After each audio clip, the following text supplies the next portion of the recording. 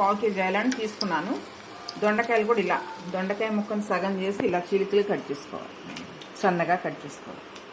ఒక దొండకాయని 2 భాగాలుగా చేసి దాన్ని ఇలా సగం సగం కట్ చేసుకోవాలి. అయ్యి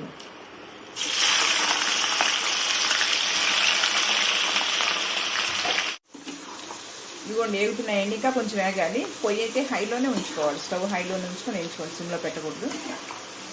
ఇంకొంచెం వేగాలి. ఇదిగోండి వేగిపోయినాయి చూడండి.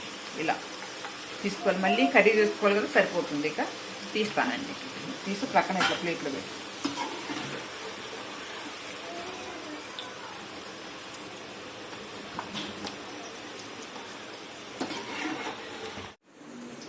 చూసారు ఎలా కలర్ చేంజ్ అయ్యి ఎట్లా ఉందో ముక్క, అలా చూసుకోండి ఒకసారి. మీకు తెలియటి కోసం చూపిస్తాను.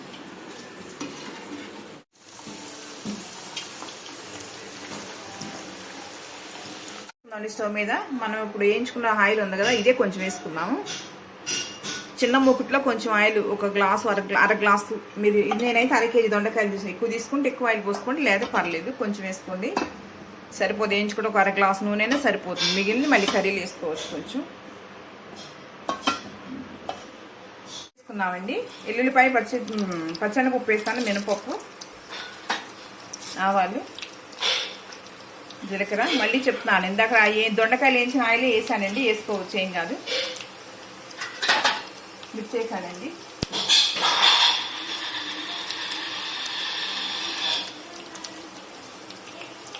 కాజు వేస్తున్నానండి, కరివేపాకు, పచ్చిమిర్చి,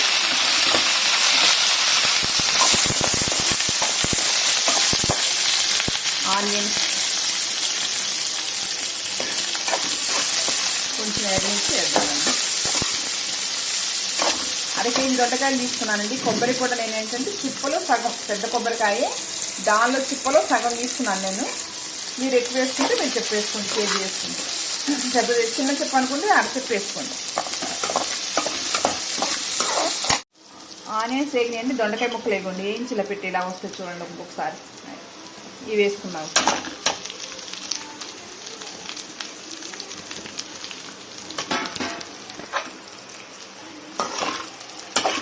సాల్ట్ వేస్తున్నానండి, మీ టేస్ట్ తగ్గట్టు మీరు వేసుకోండి.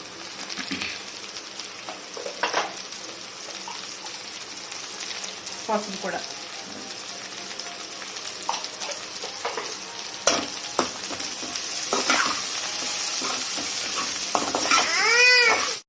పచ్చి కొబ్బరి అండి, ఇలా తురిమి వేసుకుంటే బాగుంటుంది. అదిగోండి పచ్చి కొబ్బరే బాగుంటుందండి. దీనికి పప్పు చారు కానీ, పప్పు టమాటా, పప్పు ఆకుకూర, పులుసు కూర, రసం ఏదో ఒకటి ఉండాలండి. మేమైతే రసం చేసుకున్నాం.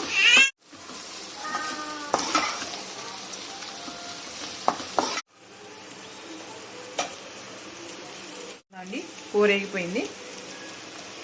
మామూలు దొండకాయ కన్నా చాలా ఈజీగా త్వరగా అయిపోద్దండి. దొండకాయ వేగటమే కొంచెం లేట్, అంతేగాని మురికి అయిపోద్ది. కర్రీ అయిపోయిందండి. ఇదిగోండి, దీని కాంబినేషన్లో మీరు ఇంకేమైనా వేసుకుని ఇంకా బాగుంటుంది. పప్పు, సాంబారు ఇలాంటి ఏమైనా, ఇదైనా రైస్లో బాగుంటుంది. ట్రై చేసి చూడండి, చాలా టేస్టీగా ఉంటుంది. ఈ వీడియో నచ్చినట్లయితే సబ్స్క్రైబ్ చేయండి, లైక్ చేయండి, షేర్ చేయండి. Thank you.